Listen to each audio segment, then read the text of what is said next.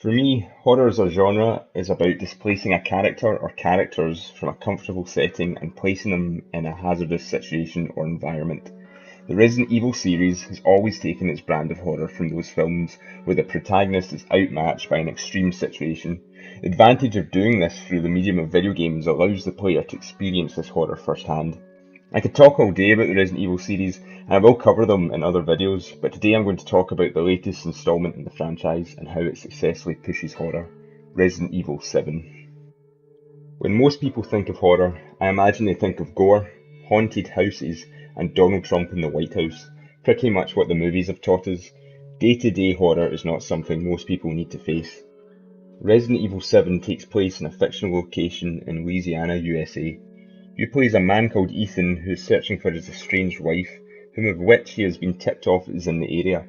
His travels lead him to the Baker family mansion where our game begins, and from here on out we are taken for a good few rides from the horrors within. The main antagonists of the game are the Baker family, a clan of cannibals that straight from the Texas Chainsaw Massacre and the tale of Scottish cannibal family Sonny Bean and Sons. Each family member plays a direct role of antagonism towards Ethan and the player as the game progresses, and each of them deliver their own statement of the horror genre. First, there's Daddy Jack Baker, representing the good old horror trope of the unstoppable force that's out to murder you and all of your friends, from such movies as Halloween or Friday the 13th. Then, there's Mama Marguerite Baker, who takes her horror influences from more grotesque regions. Most notable parallels include the works of David Cronenberg, or the Alien franchise. I'd also like to give The Thing a mention here, just for the hell of it. Finally, there's top son Lucas Baker, taking his cues from more popular modern flavours of horror, most clearly seen from the Saw franchise or other torture horror like the Hostel movies. Theming the characters from classic horror tropes are one of many things included in RE7's love letter to the genre. Regardless of these aspects, the game aligns the everyday man persona of Ethan to the player, beginning with intense scenes designed to shock you, along with very limited combat options which elevate the tension and facilitate the horror scenario. Eventually you become better equipped to deal with the threats the game throws at you, finding better guns and other means to fight back at the horror. You as the player begin to desensitize to the unfolding scenes, just as Ethan does. This pacing is quite common in a lot of mainstream horror films where the character is taken out of their happy surroundings to eventually overcome all of the trauma and fight back or escape. Horror doesn't need to be explicitly bloody or grotesque, but Resident Evil 7 ventures into this area and uses it as a tool to either weaken the player's resolve as you watch your leg sliced off by Daddy Jack Baker, or empower the player when you watch that boss you just barely beat explode in a wave of pus and blood. As disgusting as that is, both are used effectively in two opposite ends of the spectrum. The series has always been associated with grotesque horror and violence, taking great influence from the B-movies of horror, as seen as early as that infamous Resident Evil 1 intro. No! Don't go!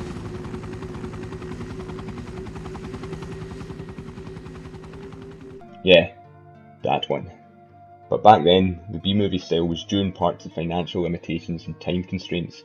In RE7, the development team have embraced B-movie horror as a selling point, and I think the game is better for it. The opening act of the game owes a lot to the more recent Evil Dead reboot in terms of atmosphere and visuals. Mia has been ripped right out of the 2013 remake, not only by name but appearance as well. I mean, look. In fact, it would seem that RE7 has borrowed more than just Mia from the movie. It's as if the development team watched it and decided that was how they wanted the next Resident Evil game to look like, from the grotesque Cabin in the Woods vibe to body mutilation and over-the-top gore. As a Japanese team, their main concern was probably tailoring the horror to suit a more Western audience, in comparison to Japanese horror, which has been traditionally more associated with evil spirits and more occult themes, as seen in The Ring or the Japan-set game Forbidden Siren. After all, Resident Evil has always been about the Japanese interpretation of Western horror. But back to Resident Evil 7, as incorporating the best horror elements from a variety of horror movie subgenres, the game takes a lot of the best bits from previous games in the franchise. The parallels between first game and 7 are quite staggering at times, most notably with the order of scenery in each game. RE1 starts off in a claustrophobic manor house, RE7 starts off in the Baker family mansion, followed by the old manor house location, made out of old rotting timber and filled with creepy crawlies. After the mansion in Resident Evil 1, You end up in the old guardhouse, made of old rotting timber and filled with creepy crawlies. The similarities continue through the game, RE7 being a 2017 mirror for the first game and catering to an audience which has been slowly weathered by the last 10 years of constant FPS domination, although this time RE7 has used the shift in perspective to its advantage. Games such as 2010's Amnesia kicked the dying horror genre into the first-person perspective. Although this shift moved the classic fixed camera angles established by the Resident Evil series out of the mainstream, it made a case for the first-person perspective and the immersion it can create.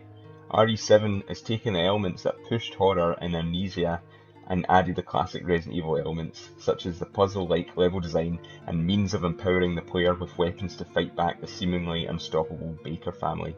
You can play 7 like Amnesia for the most part, opting to reserve your ammo from certain encounters for forced boss fights, but either way, the game gives you the tools to fight the Resident Evil. I've rambled on enough, but for me Resident Evil 7 has helped push video game horror in 2017, where the genre has arguably stagnated under the weight of hide-and-seek jump scare simulators.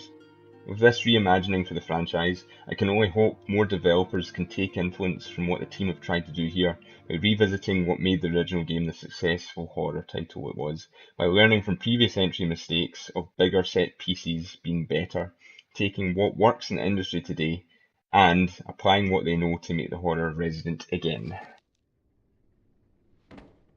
Boy, you are nothing. Just a man.